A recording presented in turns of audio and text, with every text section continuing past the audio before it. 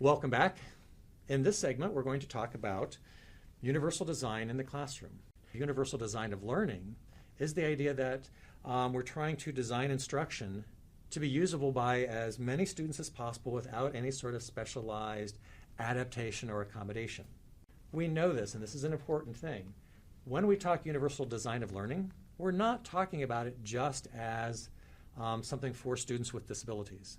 There are many students who benefit from the philosophies and concepts associated with universal design of learning. And I've got a number of references and resources available to you in your materials associated with today's lesson.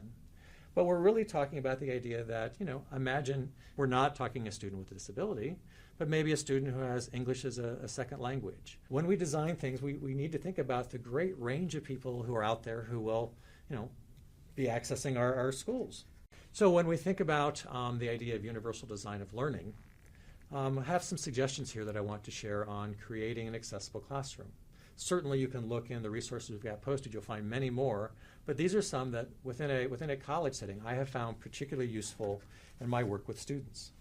The following two suggestions are particularly relevant to educators who use websites and/or course management systems such as Blackboard for their courses.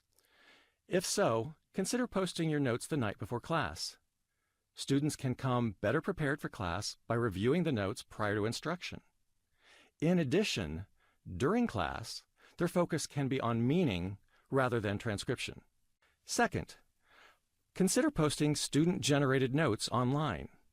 Doing so provides a point of engagement with the class, support for students who weren't able to attend, and supplemental resources for any student who may find them helpful. Now, I recognize that some may look at these recommendations as, shall I say, spoon-feeding students. It's a common perspective and not without merit. Now, there is definite value in learning to take class notes. If this is your perspective, though, consider using some class time to discuss strategies for note-taking.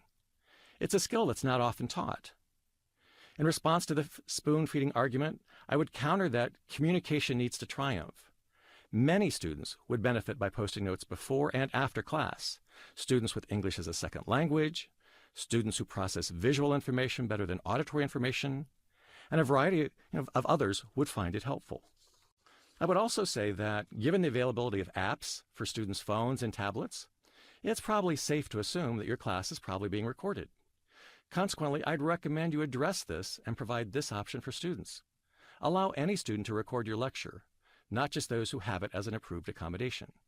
Think about assignments in terms of, might there be multiple options for showing what you know? So as a final assignment, perhaps a student could give an oral report, could give a written report, could do some other type of project, but are there multiple ways that people can show what they know?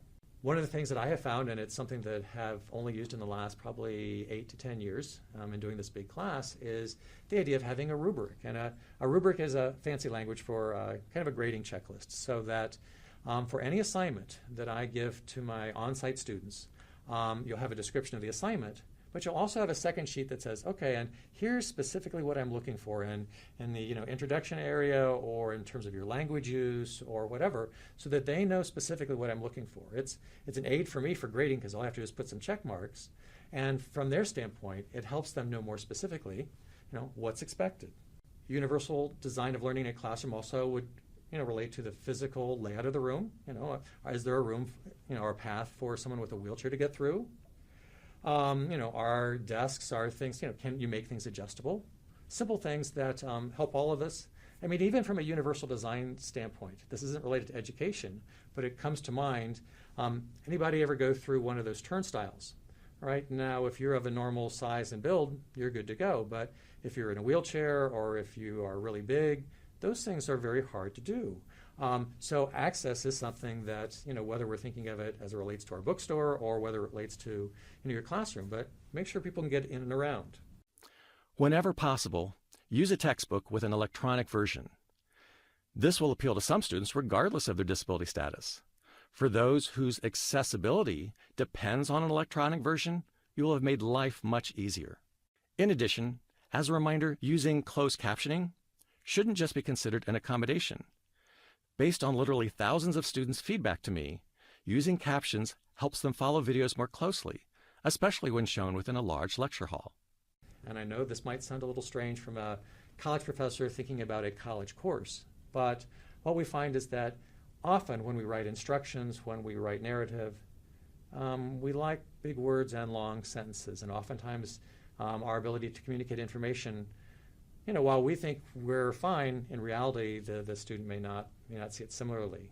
Did a quick review recently of looking at grade change policy, grade appeal policy if you would, New York Times article, Wall Street Journal article, and did a readability analysis, and guess what we found?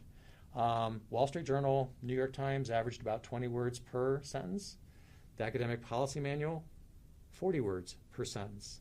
Grade level reading, 10th grade, 11th grade maybe, Wall Street Journal, New York Times.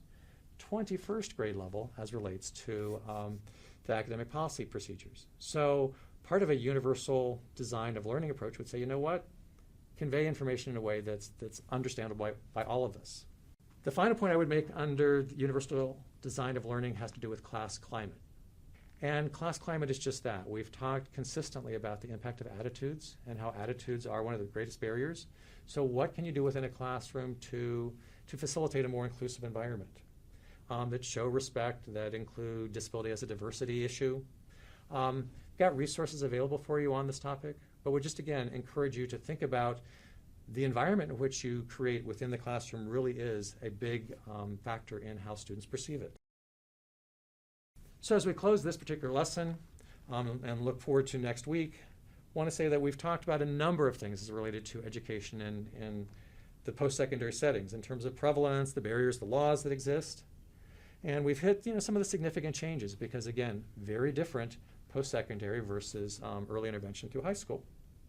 Talked about the process of accommodations and that they really have to be tied to a particular student for a particular class. Okay. Also talked about the idea that when we're trying to make a difference, the recommended practices would be interact with students respectfully. That would be the etiquette questions, the person first language. But also from an implementation standpoint, also recommend the idea of using strategies associated with universal design of learning. Now as we close and look forward to next week, we're going to be talking next week about the impact and opportunities available in community and independent living. So with that, see you later.